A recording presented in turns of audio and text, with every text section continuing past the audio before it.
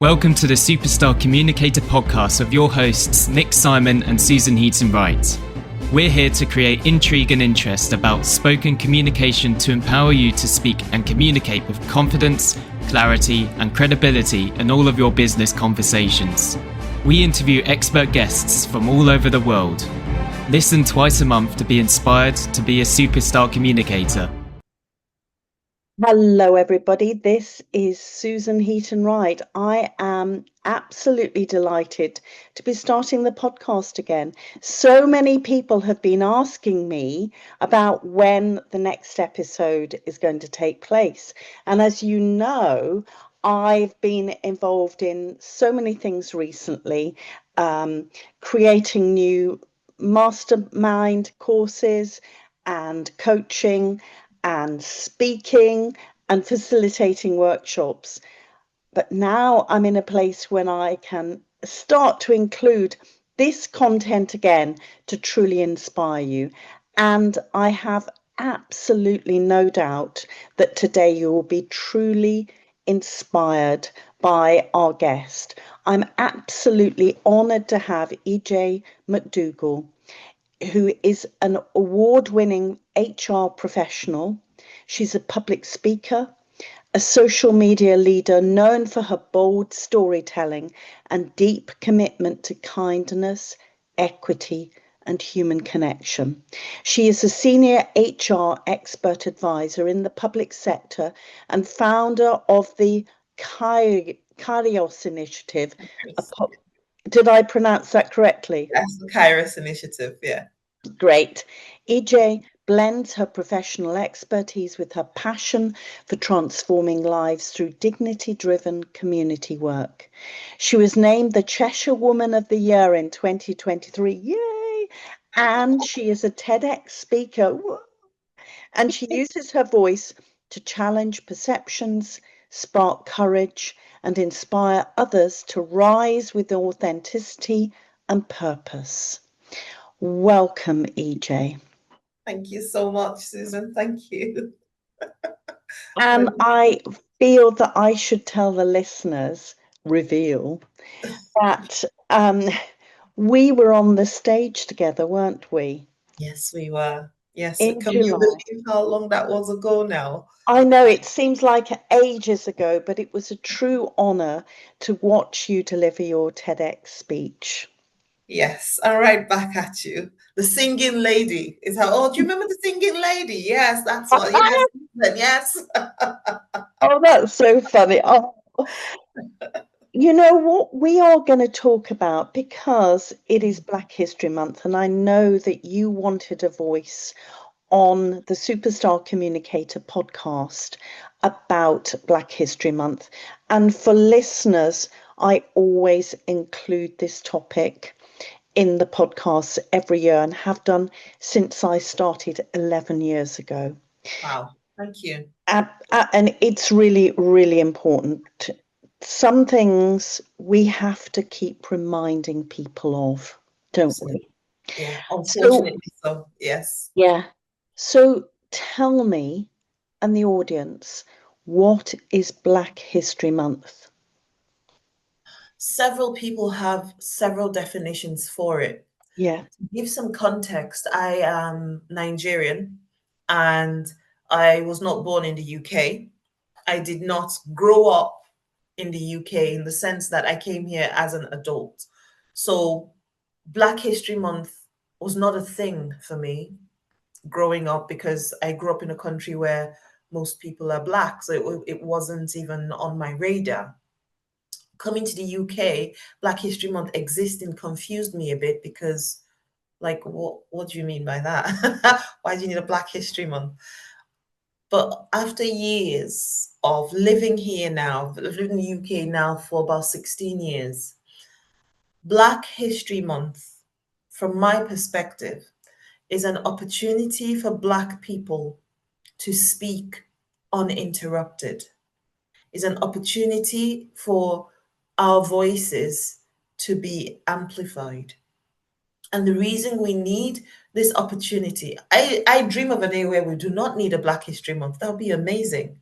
But the reason that we need Black History Month and for our voices to be amplified and for us to be able to speak uninterrupted is because at the moment that is not the case. It is because at the moment our lived experience and our history seems to be disregarded, belittled, or just completely erased. We know, especially in the UK, that there is a lot that we enjoy in the UK at the moment that would not be so if there were no contributions from the people of color. But because the status quo at the moment is that those contributions are belittled, because it's difficult to erase them because more and more people are speaking up, but people try Yes. to dumb down the contributions, and the stereotypes that are being sort of fed are not true. So Yeah. Black History Month is an opportunity for us to show Black excellence, is an opportunity for us to remind people. But for me also, I say it's an opportunity for us to remind people of the ideas that were planted in the past that seemed ridiculous at the time. For example, let's go and kidnap our friends across the Atlantic and put them on a ship. That, like when I say it that way, it sounds like, oh, come on. But as ridiculous as it sounds, that was the norm for 400 years. So for me, Black History Month is also an opportunity to highlight some ideas that are going on now, that if we do not counter them now, in 200 years' time, they would have established and they would have been harmful to a lot of people. So for me, my broad, long definition of what Black History Month is.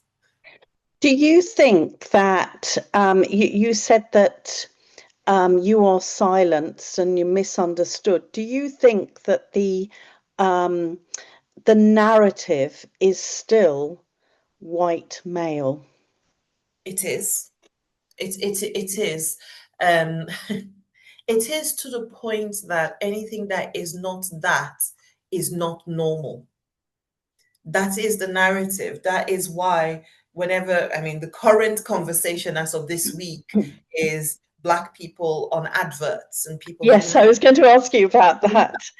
So yes, the narrative is still that the status quo, the default position, the norm is white male. Now, I don't necessarily have an issue with all of that because, hey, if you live in a place where the majority of the people are white, then of course, the default position would be what the majority looks like. If the men have been more dominant for whatever reason, which is a whole other conversation for Yes. years and years and years, okay, I get that. But that does not necessarily mean that that is true or that is real. So white male, yes, that's been because white is this is not a Black country, it is not a brown country, it is predominantly a white country. So yes, and the male, like I said, we can have that conversation, if you want, but that is the narrative. But the narrative needs to reflect reality, and it doesn't at the moment. Yes, I see an analogy with some of the conversation that is really starting around healthcare. Because as you know, there are things there's work that I do within the healthcare sector globally. And the idea that the default is a male who is maybe a certain number of kilograms and that everything is related to that persona from treatment. But we know that there are ethnic groups that have different specific diseases, or there is a higher incidence of Yes. particular diseases, and they're getting missed. And the same for a female as well, that we present certain diseases in a slightly different way and they're not properly treated. What do you agree with me on that? Absolutely. I happen to have one of those diseases. I have sickle cell. I And didn't realize that. yeah, and it's a disease that affects people mostly Black people, West African mostly, but also there are traces of it or variations of it that are broadening out across many other races now. But it used to be called a Black disease, and it is a blood disorder. And Yes. you just need to go. I live near Liverpool, and you just need to go on the day that we're having hematology clinic at the Royal in Liverpool, and it's full of Black people because it affects us predominantly. Now, I don't live in Liverpool. I have a hospital very near my house that is equipped and is fantastic, but they could not handle my hematology issues, so I had to be sent to Liverpool. There are other things such as high blood pressure that affect predominantly, again, that's a West African thing, that's a Black thing. It's getting wider, but it's concentrated. And there are many other things like that. We found out recently through research that Black women are more likely to die during childbirth. I mean, that is horrific. Yeah. Horrific. Speaking from a lived experience point of view, that is not a biological issue. That is, based on I have 2 children, and on both occasions, my experience, I mean, if you want, I can tell you very quickly. So, for example, my first child, she was born at 27 weeks. Oh, gosh. So she was very, very premature. But the build up to that is things such as, being told, it's my first child, so I'm excited, as you can imagine. Turning up to the scan with your bladder full, because they tell you your bladder has to be full. So I turn up and I am bursting, but no, we're doing this scan. And I'm sitting there, and we've ticked all the boxes because we want to know some measurements in regards to my partner at the time was adamant. We need to know as much as we can know. So the measurements for Down syndrome, all of that stuff we need to know. Absolutely. I'm sitting there bursting. An hour and a half goes by. Oh. I'm thinking, what's going on? I go to them to say, oh, just go sit down, just go sit down. I sit down and I'm still waiting. I think, I'm just going to go to the toilet. But I'm thinking, I don't want to risk anything. So I go back, oh, we skipped you. Now, that could have been a genuine mistake. Yeah, they roll me in, and I said, right, don't forget, as you can see, we ticked for this. Oh, no, we don't have time to do any of that. We have no time to do any of that. We'll just do your basic scan and you're out. So they didn't do any of those checks. Fine. I said, well, now that wasn't my mistake, that was yours. How do we fix it? Well, there's nothing we can do. You can pay for a test, which is £600, or there's another one that's not so accurate, but that's about £350, or you can have a needle in your stomach, which could cause a miscarriage. So it was never done.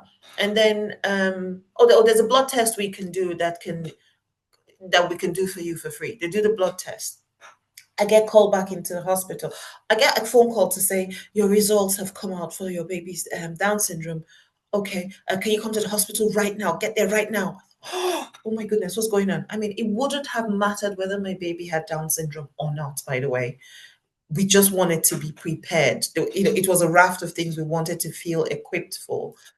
My husband is in work at the time, so I rushed to the hospital. Again, dismissed. Again, forgotten. I'm sitting there, worried out of my mind.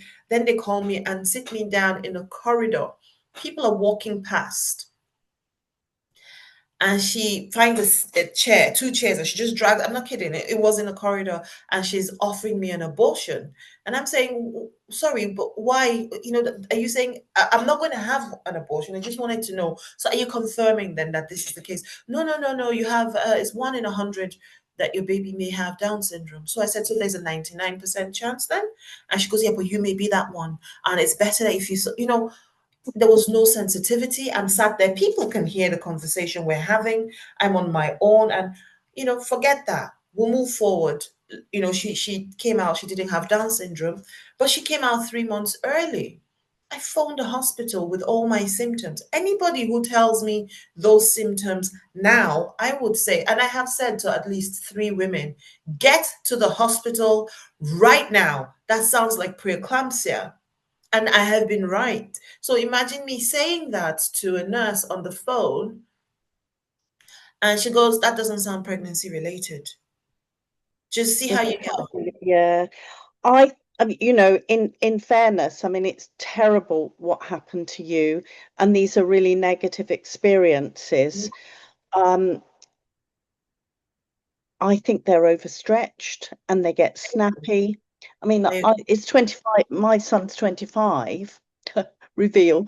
I had a blood test, and in front of an entire waiting room, she said, "Well, you haven't got AIDS."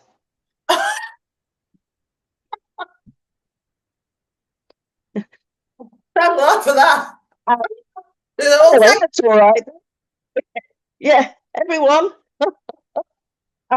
But yes, I mean, you know, some really appalling things, and one more thing because again, I'm one of those, I like balance and I like to be as objective as possible. You know, because we've gone around where they said you're always playing the black card, always playing the race card. So I do try to balance.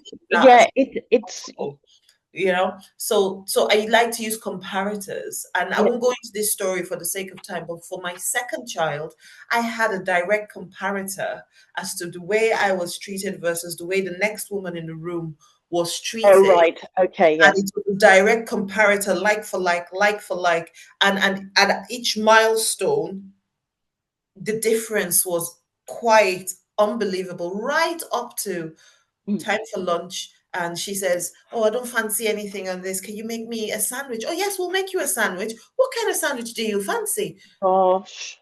But I wasn't even offered the menu. I'm sitting right in front. I wasn't even offered the menu, and I didn't get to eat. Yeah. Oh, that, you know, these things are awful, aren't they? Yeah. And we don't know whether the nurses knew her family and, you know, all those things. Exactly. That is a possibility. Yes, But it shouldn't happen like that. It's showing that for whatever reason, and for me, I believe the reason is that we're just not being listened to. Yeah. You know, that you were less visible. Yes. And that's a really good example, isn't it, of what you experience. Now, we talked about, you mentioned the debate that's going on this week about representation of Black and brown people in adverts. And I have seen a few memes of, you know, pushing back, such as robots. I don't know if you won't remember the Smash adverts when they were robots that made potatoes.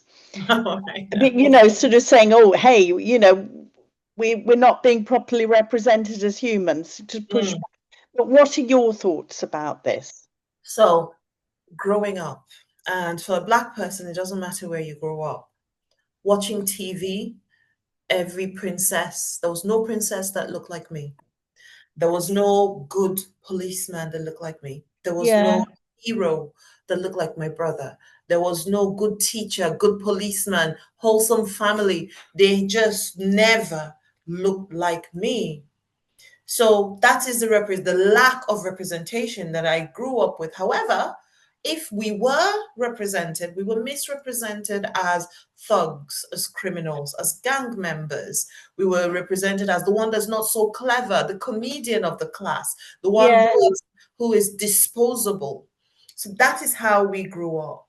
Now, like I said, people of my generation are just not having it anymore. So no, quite rightly.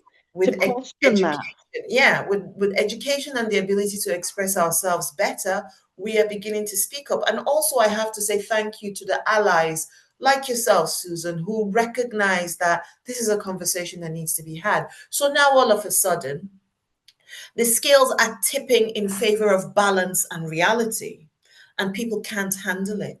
So how do you think it was then? Now you're seeing more people who don't look like you on TV, but for us, most of our lives was nobody who looked like us on TV was good.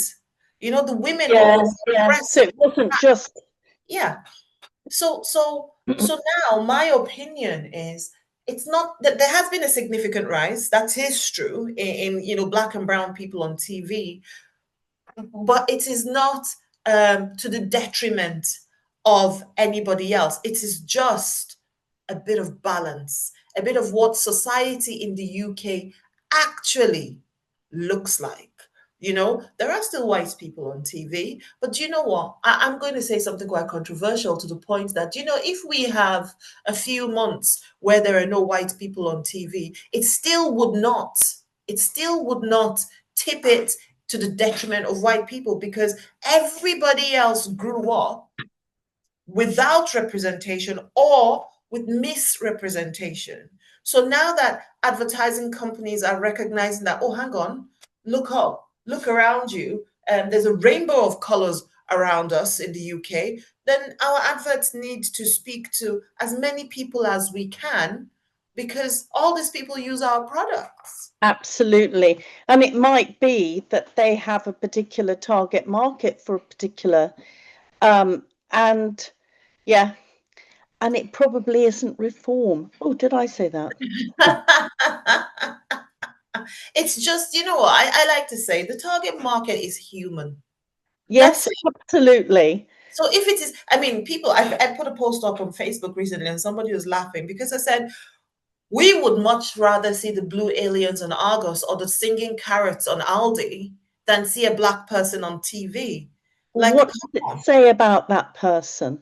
Yes, but there are many of them, it seems, you know, or so it will seem. I know social media is like an echo chamber sometimes. You're hearing the same things over, you're seeing the same kind of people. And at the moment, maybe because I'm kicking off a bit these days, I'm seeing all the negative voices. I have to be honest. Yeah.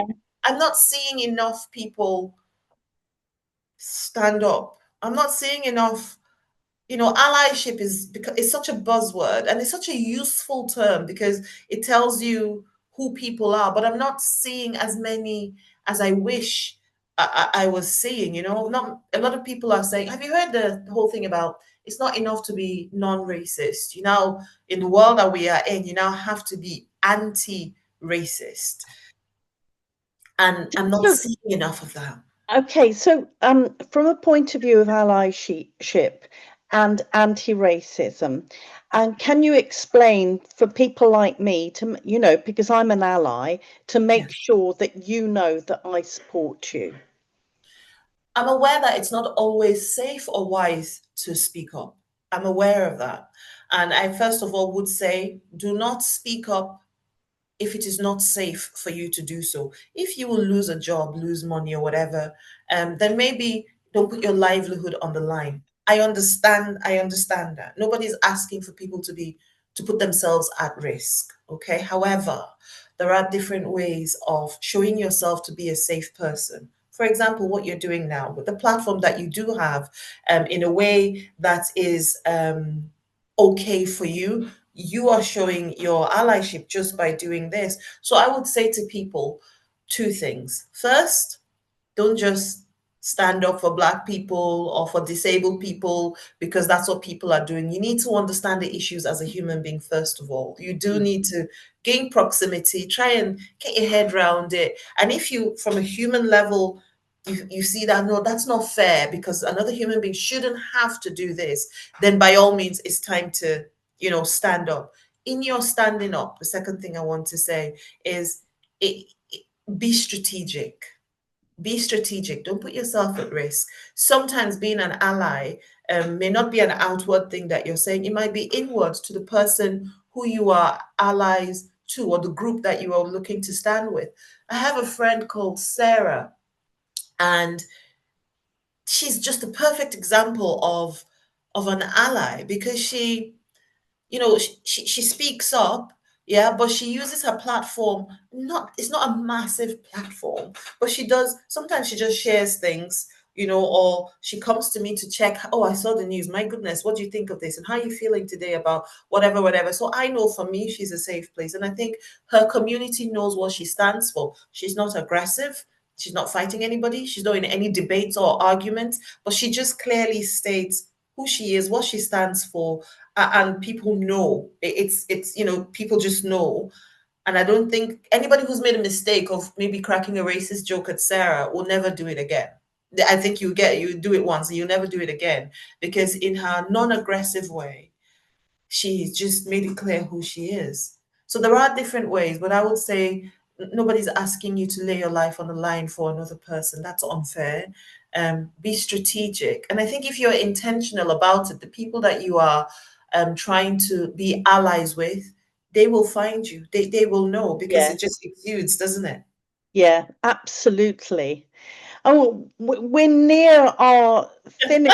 I could carry on for ages. I talk so much. Apologies. Maybe I'll have to get you back on again. Do you have 3 top tips you could share with the audience? I have a suspicion that there's going to be a human aspect to this as well as awareness. Top tips in regard to in general or in regard to the conversation that we're having? I feel that the conversation that we're having today about Black History Month. Okay. First of all, try and enjoy it. I mean, go try some new food, listen to some different music. Try and see it. That's my first thing. Enjoy it rather than see it as something that is being done to you or against you. See if there's a part of it that you may enjoy. Maybe every October might be your opportunity to, I don't know, like I keep saying, people keep talking about Caribbean food and it's amazing. Try some Nigerian food. Our food is better. Try and enjoy it. Try and enjoy it. That's one. Secondly, be inquisitive. Be inquisitive. People are not making it up. People are not playing the victim. They're not playing the race card. Find out why Black History Month needs to exist. So enjoy it, be inquisitive. And lastly, it's about human beings, isn't it? That's what we need to keep coming back to. The human being behind the headline. It's about human beings. So why would that trigger you? It's about human beings. Because if you are honest, it's not taking anything away from anybody. No. It really isn't. So why don't you just join the party rather than, look for something to jab at? It's about human beings. So my 3 top tips are: enjoy it, try some new food. Secondly, be inquisitive, ask some questions. Thirdly, remember it's about human beings. And that's it. You put me on the spot with that one. I hope they're good. They're brilliant. Coming towards the end of the month, I'm going to have to find somewhere where I can eat Nigerian food. Jollof rice. Yeah. Yeah. So before we go, I'm certain that there are going to be people in the audience listening who would love to get in contact with you to find out more of what you do outside this podcast. Well, the best way, I always say, Facebook is my second home.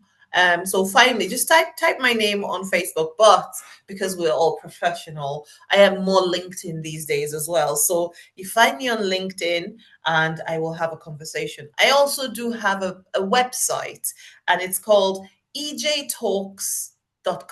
I try to make it as easy as possible, ijtalks.com. And there's a lot about me on there. I am the most, I hope, Susan, easygoing, laid back person. And I would answer any questions if you're looking. I love to tell stories. Go check out my TED Talk, TEDx Talk. Go check it out. And yes, I think if you go look for me, you will know what I'm about and what I may be able to do for you. But yes, that's it. I'm really grateful that you've had me on here, by the way. I'm really grateful. Thank you. Oh, I am absolutely certain that the listeners would love to have you back and we can talk about something else about being human. Yes. I've already got some thoughts. So, brilliant. Yeah, please check out Ije. I had the honor of working alongside you over a few months when we TEDx. I can recite your TEDx talk still, I can recite it. I can say it along with you. It was you can, because I can't. Wasn't it? It was such a bonding experience to go through that journey together, wasn't it? Yes. Yeah, it's created friends for life. I'm yes, so grateful. And listeners, we all have the opportunity to connect with different people through being human beings. And I'm sure there are some people that are listening that might be involved in, a football club or a running group or a sewing group, and we connect with each other on a human level. Absolutely. So thank you so much, Ije. This is the Superstar Communicator Podcast, all part of the Superstar Communicator brand. Looking forward to your feedback from this particular podcast. So until next time, this is Susan Heaton-Wright. Take care. Bye-bye. Bye. Bye. Thank you for listening. You have been listening to the Superstar Communicator Podcast with your hosts, Nick Simon and Susan Heaton-Wright. If you like what we do, why not buy us a coffee on buyusacoffee.com/superstarcoms and subscribe to hear all our podcasts.